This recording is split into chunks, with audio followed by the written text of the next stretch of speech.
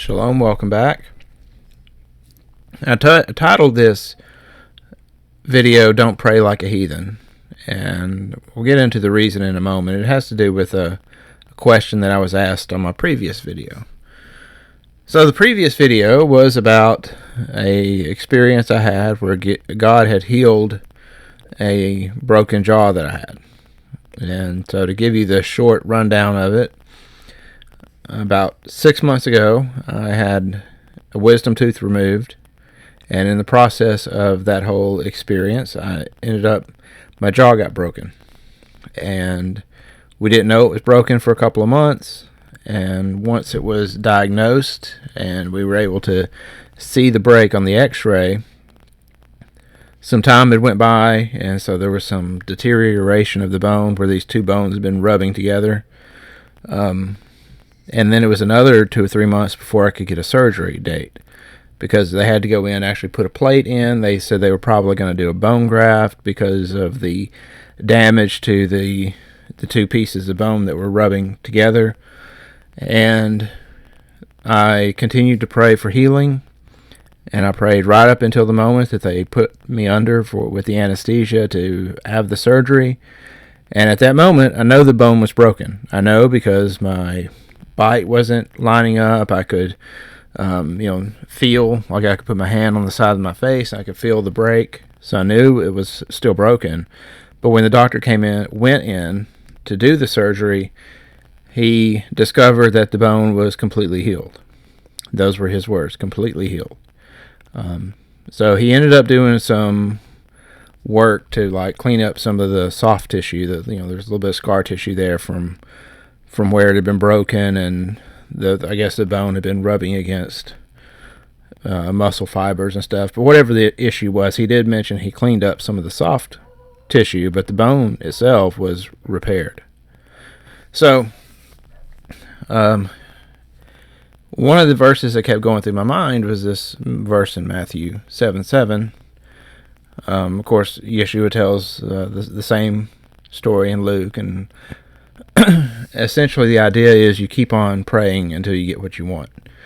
The most people know the King James Version, which says, ask and it will be given to you. But the verb there is the present imperative active voice, which means keep on doing. And some of the more modern translations get it right. They say, keep on asking and it will be given. Keep on seeking, you will find. Keep on knocking, it will be opened. I had a discussion with somebody just last week about a word that had been translated incorrectly by the King James translators, and this person was like, and not only that, but the translators of the more modern versions just kept on translating it wrong. And this person said, well, the King James Version was translated by these 72 scholars, and they were the best linguists of the day, and so what you say doesn't matter. And it's like, really? So some people, now, there's been a lot of scholarship done in the last several hundred years about the correct meaning of Greek, and there's been a lot, thousands of people studying Greek and in order to do better translations of not just the Bible, but other ancient writings that were written in Greek. So there's been a lot of advancement in that pursuit. Not only that, but words in English have changed meaning. So maybe 200 years ago there was a word that in English that would properly represent the translation of a particular Greek word, but now times have changed, and it's better in more modern English translated a different way. So there's constantly advancements in studies like that. And this person was saying, no, we need to stick with the understanding we had 500 years ago. I mean, it's ridiculous. It's a ridiculous comment. I've heard other people make it. So we should just take the words of some people who were essentially government employees who translated the Bible and never question it, never go back and revisit it. There is a book that I haven't actually read it, but I did see it one time. It said the title of the book was something like 173 mistranslations in the King James Bible. And I may be slightly off on the number, but it was around 180. And it's like, so we should never translate these correctly. We should never fix these. But this person was not wanting to accept the correct translation of this particular word I was speaking about because it painted Paul in a negative light. So, but back to the subject of this video. Keep on asking, be given to you. And so that was what was going through my mind, and that's why I continued asking. Now, after the video, somebody made a really good comment about this other verse, Matthew 6:7, where it says, "In praying, do not use vain repetitions as the Gentiles do, for they think that they will be heard for their much speaking." And this person's like, well, I've always been hesitant to repeatedly ask for stuff because of this verse. And I was like, that's actually a really good question, or a really good observation. And I think that really, in order to understand what Yeshua is saying here, we need to understand, first of all, of course, everybody talks about context. If we back up a couple of verses, we see that he says this statement in blue, "You shall not be as hypocrites. They love to stand and pray in the synagogues and the corners of the streets, that they may be seen by men." So, this is a criticism of the first century Pharisaical leadership. Yeshua contrasts that in verse 6 by saying, "But when you pray, you do it this way," right? Now, it doesn't mean there's not some instances where you need public prayer. I don't think Yeshua's saying that. He's talking about the hypocrisy of it, standing there just to be seen by men to make yourself look righteous. There's an episode where King Solomon was praying at the dedication of the temple. He was praying publicly. That was part of a ceremony. It was something I think that would not fall under the purview of what Yeshua is saying here about don't stand in the streets and pray to be seen. The leader of the nation praying for the nation is obviously not the same thing. It's about the context of what he's saying here.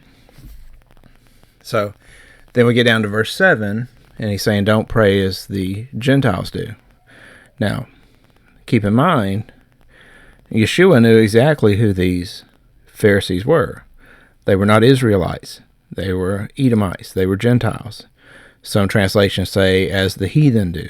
So he was, again, in the same way that he was criticizing the religious leaders in Judea, the Edomite Jews in verse 5, he was also criticizing the Edomite Jews in verse 7.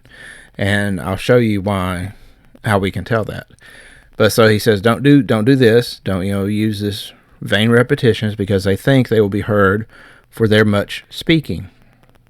Therefore, don't be like them, for your Father knows what things you need before you ask. And then verse 9, again, he contrasts, this is what you do. This is what you should do. And he gives what we call the Our Father, or some people will call it the Lord's Prayer. And that's his example of the way that we should pray.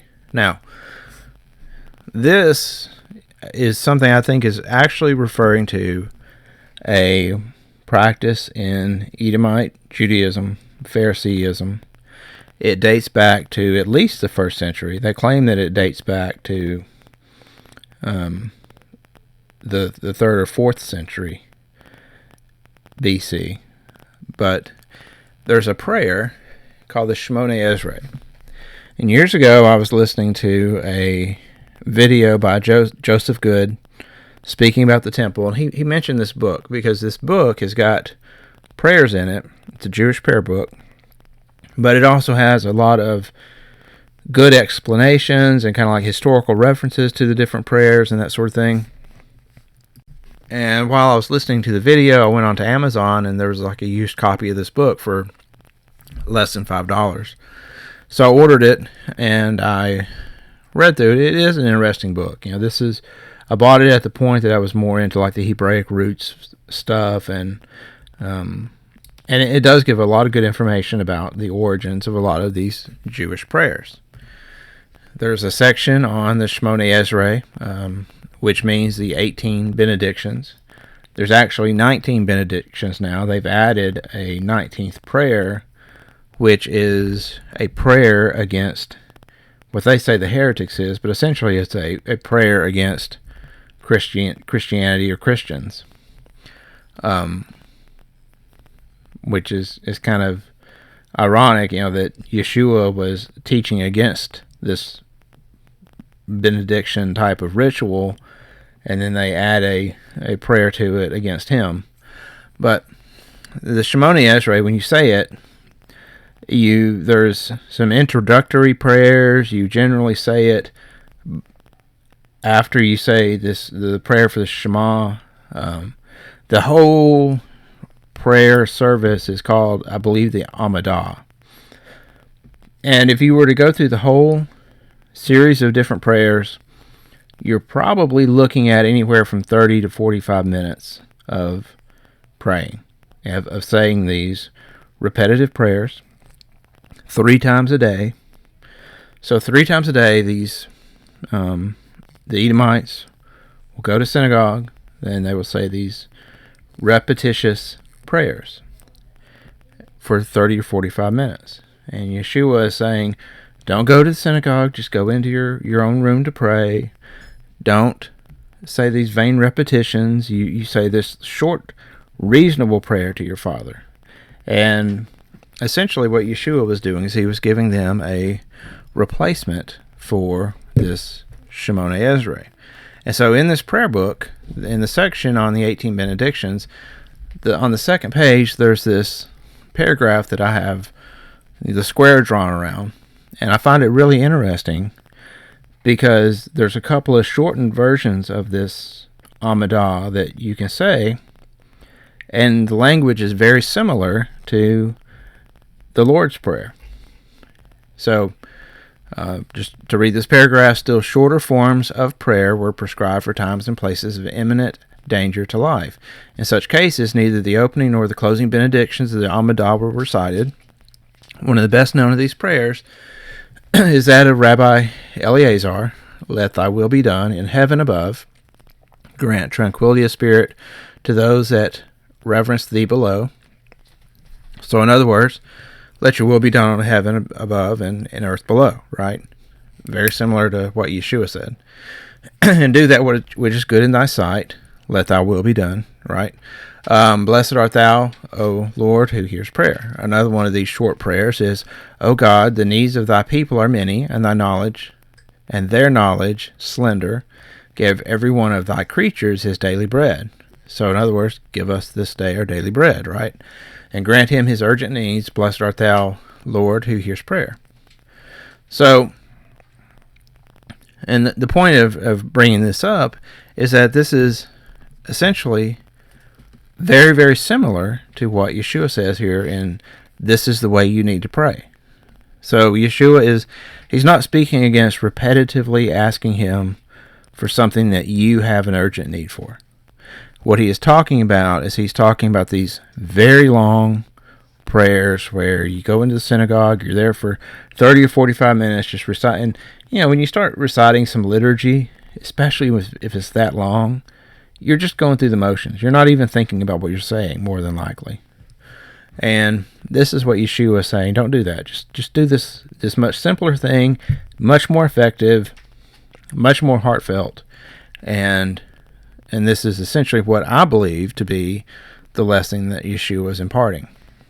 Another thing is I mentioned there's a book called The Game of Life and How to Play It, in which the author of that book gives kind of through her experience, she explains the way that she prays different than a lot of people do. And essentially what she does is let's say you have a need.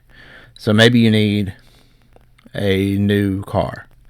Then instead of seeing a car and saying, Father, I want that car, you could say, Father, I really need a car. Please give me one that is as nice as this one, or as reliable as this one that you're looking at, or whatever. And that way you're putting forth this petition, but you're opening up the the request for God to give you what he thinks you need rather than this specific example of what you want, right? And to me, this is also kind of like what Yeshua was doing. He's saying, Father, please provide for our needs, but aside from saying, give us our daily bread, he really doesn't give any specifics. A prayer like this kind of opens the door for God to give you what is right, give you what he desires for you to have, versus praying for something specific and saying, Father, I really want this one particular thing. I really need this one particular thing. I really want this particular job. Please give me this job. Instead, you'd be better off saying, Father, please give me the job that you would desire me to have. So when I look at this prayer versus the benedictions in the Shemona Ezra, this one is definitely much more vague, much more open for Yahweh to fulfill your petition as he sees fit versus what we think we should have, if that makes sense. So anyway, I pray that this has been a blessing and that maybe it's given you some things to think about and to consider. And by all means, don't take my word for anything I teach. Just search it out for yourself, do your own research. And thank you for listening. Shalom.